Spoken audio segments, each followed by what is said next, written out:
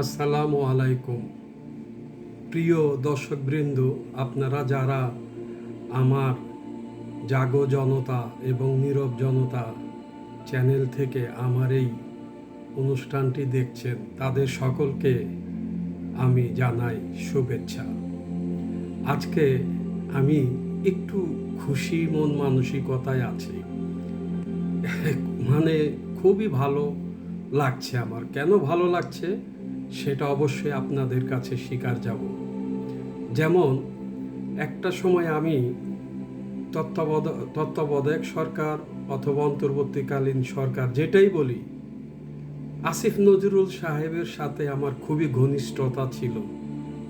যখন প্রেস ক্লাবে মাহমুদুর রহমান মান্না সাহেব নাগরিক ঐক্যের এবং আরও রেজওয়ানা চৌধুরী বন্যা ম্যাডাম, তারা সবাই আসতেন তৎকালীন সরকারের ভুল ত্রুটি এসব নিয়ে যখন মিটিং হতো, আমি মান্না সাহেবের হয়ে যেতাম। তাদের সকলের বক্তৃতা আমি শুনতাম। তবে তখন আমি খুব বিশ্বাস করতাম, খুব ভালো মানুষ হিসেবে জানতাম আমাদের আইন উপদেষ্টা জনাব আসিফ নজরুল সাহেবকে। তারপর তিনি যখন রাষ্ট্রীয় দায়িত্ব নেওয়ার পর তার কিছু কিছু ভারতপ্রীতি এবং ধান্দাবাজি ব্যবসা বাণিজ্য প্রকাশে এলো। তারপর তার বিরুদ্ধে লাগি। একবারে আপনারা প্রতিটি চ্যানেলে প্রতিটি ভিডিওতে এপিসোডে গেলে দেখতে পারবেন আমি আসিফ নজরুল সাহেবের পদত্যাগ চেয়েছিলাম, এবং এই ব্যাপারে আমার বেশ 3-4টি এপিসোডও হয়েছে। লাস্ট এপিসোডের পরে আসিফ নজরুল সাহেবকে তার আইন মন্ত্রণালয়ের প্রশাসন থেকে সরিয়ে অন্য সেক্টরে দিয়েছে। ক্রিয়া সেক্টরে এখন আছেন।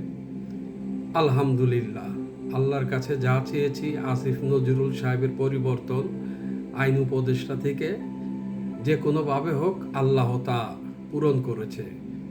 2 নাম্বার, আমি রূপায়ণের মালিক লিয়াকত আলী খান মুকুলের, এবং লিয়াকত আলী খান মুকুলকে সেই সাথে তার প্রতিষ্ঠান রূপায়ণকে কেন ধরছে না, এইটা নিয়ে অনেকবার বলেছি, 2-3টা এপিসোড করেছি। ঠিকই এই যে চলতি মাস ফেব্রুয়ারি, সম্ভবত জানুয়ারিতে তাকে দুদুকে ধরেছে এবং প্রায় 28 জন না 42 জনকে রূপায়ণের আসামি করেছে এবং তারা অবৈধ সম্পত্তি জব্দ করেছে।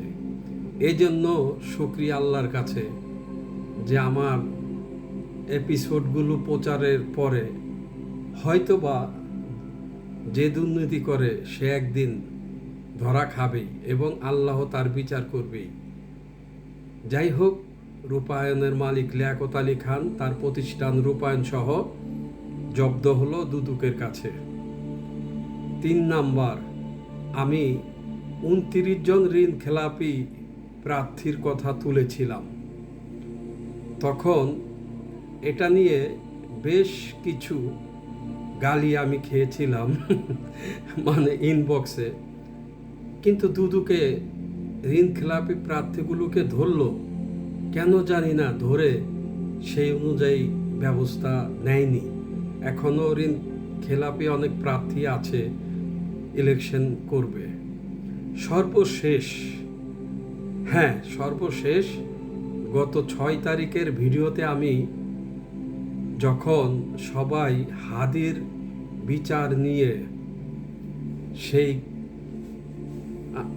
আবেদনের জন্য যায়, যখনই সবাই হাদির বিচার নিয়ে রাস্তায় মার খায় এবং সেই মার খাওয়াতে একজন মায়ের পেটে লাথিও খেয়েছে, তো ইনকলাব মঞ্চের ঝুমা আপা আরও অনেকে লাঞ্ছিত হয়েছিল এবং অনেক মেয়েদেরকেও মারা হয়েছিল।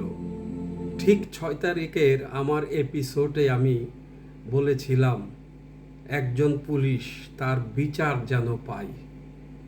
তার বিচার করতে হবে। সেই পুলিশটি কে? সেই পুলিশটি বলেছিল, আয় আয় হাদির লাশ নিয়ে যা।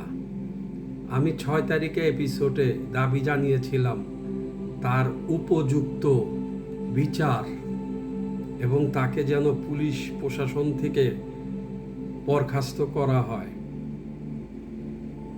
7 তারিখ, আজকে 8 তারিখ, দুঃখিত, আজকে 9 তারিখ, 3 দিন পর উপর আল্লাহর মেহেরবানি সেই রাশেদ কাজী পুলিশ, যে পুলিশটি বলেছিল আয় আয় হাদির লাশ নিয়ে যা, সেই পুলিশটির নাম রাশেদ কাজী এবং তিনি একটি ছাত্র দল সংগঠন, আমাদের যে বিএনপির সেই ছাত্র দলের রাজনীতি করতেন। আচ্ছা ভাবুন তো, আজকে আমি কথাটা কেন বলছি? কথাটা এই জন্য বলছি, একটা সময় এই জামাত, এই শিবির, এই বিএনপি এবং সাধারণ মানুষ, এনসিপির ছাত্র সবাই মিলে কাঁধে কাঁধ রেখে তারপরে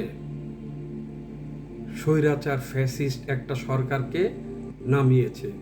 সবাই মিলে, হুজুর বলেন, দিনমজুর বলেন, জামাত, বিএনপি, আরও সব দল এবং নবগঠিত এনসিপি, এই হাদিরা এবং এই ছাত্র দলের যারা নেতৃত্ব স্থানে ছিলেন এবং যারা কর্মী ছিলেন, সবাই মিলে, বিএনপির সকল শ্রেণীর কর্মী এবং জামাতের সকল স্তরের কর্মী, সকলে কাঁধে কাঁধ মিলিয়ে, সেই সাথে জনগণ, ছাত্র, সব শ্রেণীর লোক মিলে এই সরকারকে, গত ফ্যাসিস্ট সরকারকে নামিয়েছিল।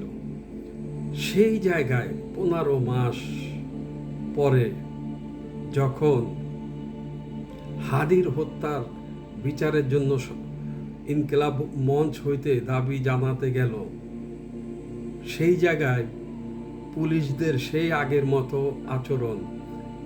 একটি হুজুরকে বুকে পাড়া দিয়ে, অজস্রভাবে পাড়া দিল। তো আরেকজন পুলিশ বলছে যে আয় হাদির লাশ নিয়ে যা। অবশেষে তার পরিচয় পাওয়া গেল, সে ছাত্র দলের একজন কর্মী। তো ছাত্র শিবির, ছাত্রদল মিলে সরকারকে নামিয়েছিল না, স্বৈরাচার সরকারকে? তাহলে কেন আজ রাশেদ কাজী, ছাত্র দলের কর্মী, পুলিশে ঢুকে সেই বিএনপির মতো আচরণ করলো? আমরা ভুলে যাই আমাদের বন্ধুত্বের কথা, বন্ধনের কথা। আমরা এগুলি ভুলে যাই। যে জাতি ইতিহাস মনে রাখে না, সে জাতি কখনো জীবনের চূড়ান্ত পর্যায়ে যেতে পারে না। আমরা তো সেই জাতি। আমি বাঙালি। এ বাংলাদেশ আমার দেশ। এ বাংলাদেশ 18 কোটি মানুষের দেশ। কিন্তু প্রবাদগুলোর সাথে মিলিয়ে দেখেন, 7 কোটি জনতার হে মুগ্ধ জননী, রেখেছ বাঙালি করে মানুষ তো করনি। সেই ছাত্র দল, ছাত্র শিবির, গলায় হাত দিয়ে আন্দোলন করা, সেখান থেকে তারা কি করলেন? একে অপরকে লাথি মারলেন এবং একজন মহিলা, তাকেও পেটে লাথি মেরেছে। সেই মহিলাও ছিল জুলাই আন্দোলনের এক শহীদের মা। সেই শহীদের মাকেও লাথি মারল। তবে একটা ঘটনা আমার খুবই ভালো লেগেছে, সেটা হচ্ছে যেই পুলিশরা লাথি দিয়েছিল একটি হুজুরের বুকে, তার মধ্যে কিছু পুলিশ যাদের বিবেক বোধ আছে, তারা ক্ষমা চেয়েছে এবং সেই হুজুরকে বুকে বুক মিলিয়েছে। এটাই তো চাই, এটাই তো বাংলাদেশ। আমরা একসাথে রুখে দাঁড়াবো, একসাথে আনন্দ করব। কিন্তু আজ কেন ছাত্রদল হাদিকে তাচ্ছিল্য করে বলে লাশ নিয়ে যা? আমি সকল ছাত্রদল কর্মী, নেতা কর্মীকে কিছুই বলছি না, কিন্তু আচরণটা এমন হবে কেন? হোক একজন, এটাই আমার দুঃখ।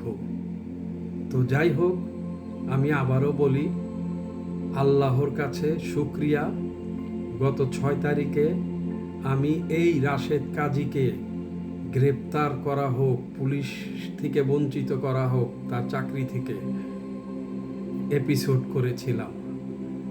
আজকে দেখলাম সেই ছাত্র দলের নেতা রাশেদ কাজী সে পুলিশের হাতে ধরা, পুলিশ তাকে ধরে নিয়ে যাচ্ছে বিচারের কাঠগড়ায়। আলহামদুলিল্লাহ, যারা বেঈমানি গাদ্দারি করবে তাদের যেন আল্লাহ বিচার করে। এইভাবে পেয়েছি, আল্লাহর কাছে সফলতা পেয়েছি। যেমন সেই আইন উপদেষ্টা আসিফ নজরুলের পদত্যাগ চেয়েছি, আল্লাহ করিয়েছে। যে কোনো একভাবে হোক, আল্লাহ শুনেছে। রূপায়ণের মালিক, তার বিচার চেয়েছি, রূপায়ণের মালিককেও ধরেছে দুদক, আল্লাহ বিচার করছে। 27 জন ঋণ খেলাপি, তাদেরকেও আল্লাহ বিচার করছে, কিন্তু এখনো বলতে পারবো না পুরা বিচার হয়েছে কিনা। সর্বশেষ রাশেদ কাজী হাদির লাশ নিয়ে যা, তাকেও পুলিশ হেফাজতে নিয়ে তার চাকরি থাকবে কিনা জানি না, হয়তো কিছুদিন বরখাস্ত করে ছেড়ে দিবে। যাক, তবুও আল্লাহ বিচার করছে, এটা সবাই একবার যেন ভাবে। অন্যায় করে কেউ পার পাবে না, এটা যেন আমরা মনে রাখি। তাহলে আমাদের অন্যায় করার প্রবণতা অনেক কমে যাবে। তো প্রিয় দর্শক শ্রোতা, আজ এখন এই মুহূর্তে বিদায় নিচ্ছি। আবার দেখা হবে কোনো না কোনো প্রসঙ্গ নিয়ে। আসসালামু আলাইকুম।